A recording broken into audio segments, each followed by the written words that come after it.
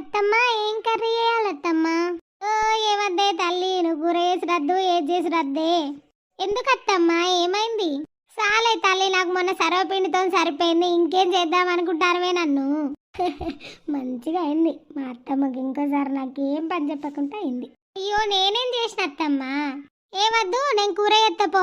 నువ్వైతే ఉల్లిగడ్డలును టమాటాలు కోయిపో, నేను కూర ఎత్తా. సరే అత్తమ్మ. అమ్మా ఏం కూర వేసినవే? గారెల కూర వేసిన బిడ్డ. గారెల కూరనా అంటే ఏంటిది? అవునానే అమ్మా, అబ్బా ఈరోజు గుమ్ముడేనే, అయితే నాకు ఫుల్ ఇష్టమే అమ్మా. అవును బిడ్డ, నీకు ఇష్టమనే చేసిండ్రా. అత్తమ్మ నాకు ఒక డౌట్ చెప్తారా? అడిగే నీకు ఇంకా డౌట్ వస్తలేదానే నేను చూస్తానా, ఇంకా అడుగుతలేవేందా అని.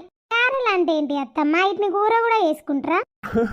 గారెలు అంటే ఏం లేదు సంధ్య, వడలు ఉంటాయి కదా, మేము పెసరపప్పు గారెలు వేసుకుంటాం, అయితే అది కూర చేస్తారు సంధ్య. అవునే, పెసరపప్పు గారెల కూర సూపర్ ఉంటదే, మేము మస్తు తింటాం. అమ్మా సంధ్యకు కూడా నేర్చుకుంటది, అప్పుడప్పుడు చేస్తుంది. అద్దు బిడ్డ అద్దు, మన సర్వపిండి పెట్టే అంటే సర్వవును పిండి పెట్టి ఇదే అత్తమ్మ సర్వపిండి అంటాంది. ఇక గారెల కూర ఏమని అంటే ఇంకేదన్నా తెచ్చి ఇది గారె ఇది కూర, గారెల కూర అంటది రాని పెండ్లము. అవునా అమ్మ?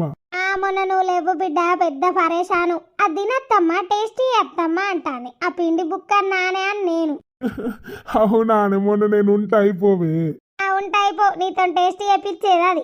అవునండి, నేను అత్తమ్మ కోసం కష్టపడి సర్వపిండి ఎత్తా, అత్తమ్మ తినలేదండి. అవునా సంధ్య? నెక్స్ట్ టైం మీకు చేసి పెడతా, సరేనా? చేసి పెట్టే, నా కొడుకైతే మంచిగా తింటాడే.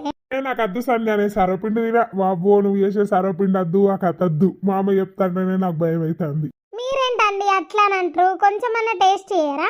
అద్దే అద్దు, నేను సర్వపిండి తిననే, నాకు నచ్చది. నీకు భయమే అవుతుంది దెబ్బకు, నాకు సర్వపిండి నచ్చదే అంటాడు. సరే పారు బిడ్డ, పారి తినేరు పారి. సరేనే అమ్మా, తిందాం పావి, బాగా ఆకలి అవుతుంది.